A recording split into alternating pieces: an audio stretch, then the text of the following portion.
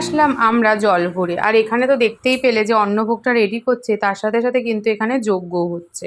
আর তারপরে আমরা চলে আসলাম ঋভুসোনা স্নানের পর্বে। স্নান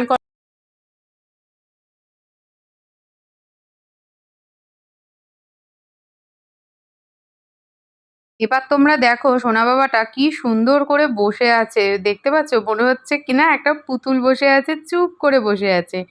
সত্যি কথা, পাঞ্জাবিটা পরানোর সময় একটু হাত পা নাড়াচাড়া করছিল, তারপর টোপর পরে মালা পরে একদম ছোট্ট বরের মতন সেজে বসেছে। একটুও কান্নাকাটি কিচ্ছু করেনি। আর সবার মুখে একই কথা যে এরকম শান্ত বাচ্চা সত্যি আমরা দেখিনি, ভীষণই শান্ত। এরপর ওর মুখে প্রসাদ দেওয়া হবে, তারপর মুখে ভাত দেওয়া হবে, একে একে এই পর্বগুলো এখন শুরু হলো। কি সুন্দর করে জলটা খাচ্ছে দেখেছো, হেভি মজা করে, ও আনন্দ পেয়েছে। আর ক্যামেরাতেও সবসময় পোজ দিয়ে রয়েছে। এখানে সব জিনিস দেওয়া হয়েছে, ওকে বলা হচ্ছে একটা কিছু ধরতে, ও তোর হাতই নাড়াবে না। মানে ও এতটাই শান্ত যে ও আর কোনো কিছু তুলছেও না। আমরা দুপুরের খাবার খেতে বসে পড়েছি। ডাল, পাঁপড় ভাজা, তার সাথে ছিল মাছের ঝোল। দুপুরবেলা খাওয়া দাওয়া করে একটু রেস্ট নিয়ে এখন আমরা রেডি হয়ে গেছি সেকেন্ড ইনিংসের জন্য, মানে রাতের অনুষ্ঠানের জন্য। তবে অনুষ্ঠানে এখন রেডি হওয়ার থেকে অনেক বেশি চিন্তিত আমরা যে বাড়ি যেতে হবে আমাদের। সেই নিচে এসে দেখছি গেটটা কিন্তু বেলুন দিয়ে বেশ সুন্দর করে সাজানো হয়ে গেছে। আমরা এখন একটু কফি, পকোড়া এগুলো সমস্ত খাওয়া দাওয়া করছি। আর বসে বসে দুজনে মিলে, মানে দুজনে মিলে না সরি, সবাই মিলে একটু গল্প গুজব করছি। আর তার সাথে ফটো সেশন তো অবশ্যই চলছে। কফিটা ভীষণই টেস্টি টেস্টি বানিয়েছিল। আর এখন না দুধ চা কফি কিছু খাই না, তো তো এই দুধ চা আর কফিটা পেয়ে মনে হচ্ছে ওরে বাবা, হাতে যেন অমৃত পেলাম। আর দেখেছো আমার বোনকে, এই যে চুপটি করে বসেছিল। তারপর আমরা রিভুকে নিয়ে এসে একটু ডলাডলি এইসব করলাম, ছবি তুললাম। এখন ও যাবে হলো সাজুগুজু করতে। তার আগে আমরা ওকে একটু আদর টাদর করে নিলাম, ছবি তুলে হাতে চলে এসেছে গরম গরম পকোড়া। গরম গরম পকোড়া খেতে খেতে ব্যাস সন্ধেটা সুন্দর করে উপভোগ করছি। এরপর চলো কেক কাটিং পর্ব শুরু হবে। আর এই দেখো কেকটা কি সুন্দর বানিয়েছে, তাই না? এটা বানিয়েছে হলো রিভুর পিসি। কেকটার ডিজাইনটা দারুণ হয়েছিল, খুব সুন্দর হয়েছিল কেকটা। এখন হবে কেক কাটিং পর্ব। আর রিঙ্কি প্রায় 2 ঘন্টা পর এখন সেজে ঘর থেকে বেরোতে পারলো। কারণ ও যে শুধু সেজেছে তা নয়, তার সাথে সাথে ওর ছেলেকে রেডি করা আর বিভিন্ন রকম কাজ তো জানোই, নিজের বাড়ির অনুষ্ঠান হলে যে বিভিন্ন রকমের কাজ থেকেই থাকে। তো সমস্ত কিছু সেরে ও অবশেষে বেরিয়েছে হলো কেক কাটিং পর্বে। আর দেখেছো রিভুকে কি ড্রেস পরেছে, উফ, মনে হচ্ছে কি চটকাতে যে ইচ্ছা করছে, সে আর তোমাদের কি বলবো।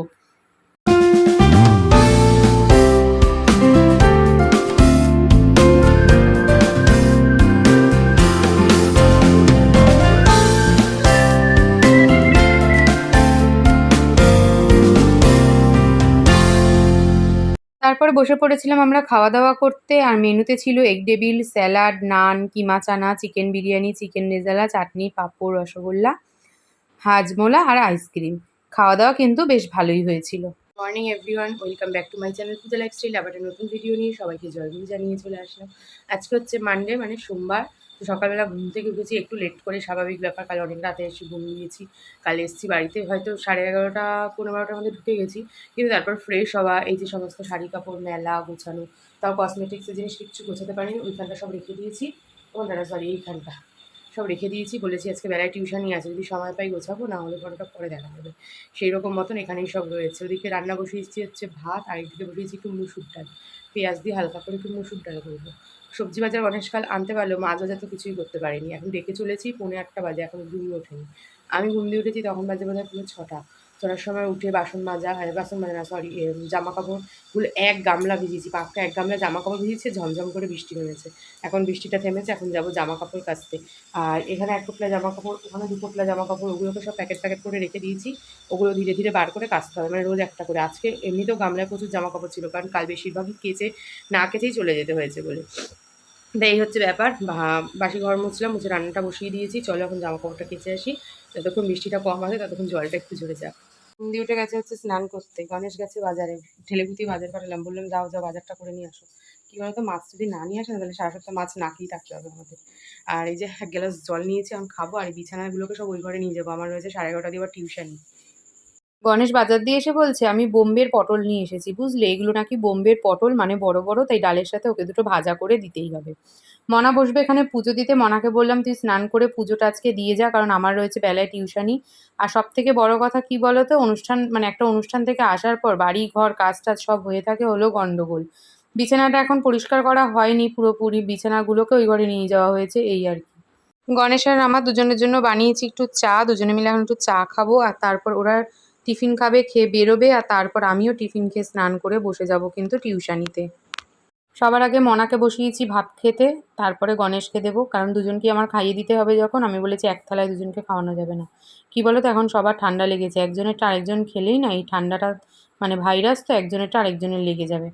আর আমি দেখো ওরা চলে যাওয়ার পর সমস্ত কাজবাজ সেরেছি, কিন্তু এখানটা পুরো মিস আপ হয়ে রয়েছে। যাই হোক, এগুলো থাক।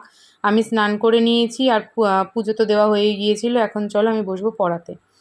এখন আমার টিউশনি কমপ্লিট, আর আমার সরি কমপ্লিট না, আমি টিউশনি পড়াতে বসবো, সাথে নিয়ে বসবো এই হ্যাপি হ্যাপি আর এই শশাটা, কারণ আমার খুব জোর খিদে পেয়েছে।